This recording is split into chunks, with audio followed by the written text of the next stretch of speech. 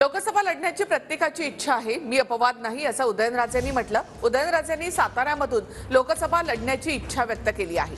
अजून जागा वाटप झालं नाही, उमेदवाराबाबत चर्चा झालेली नाही असं यावर चंद्रशेखर बावनकुळे यांनी म्हटलंय।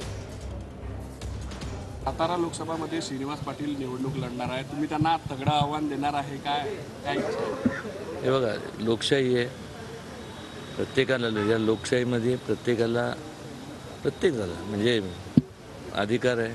आव्हान विवान म्हणण्यापेक्षा मी काय त्याच्याबद्दल फारसं मी बोलणं काय तुमची काय इच्छा आहे? माझी इच्छा तुमची मी उलट विचारतो, तुमच्या सर्वांची काय इच्छा आहे? मग लोकसभा लढायची आहे का यावेळेस? प्रत्येकाची इच्छा असते तर त्यात मी काय अपवाद नाही आहे। साताऱ्यातून शरद पवार गटाकडून जे आहे श्रीनिवास पाटील लढणार आहे, कुठेतरी भाजपकडून जे उमेदवार म्हणून उदयनराजेंना दिली जाईल अशी चर्चा आहे। अजून जागा वाटपच झालं नाही आहे, कुणाला कुठली जागा जाईल हेच माहिती नाही आहे, त्यामुळे उमेदवाराची चर्चाच नाही आहे, त्यामुळे कपोल कल्पित बातम्या सुरू आहे।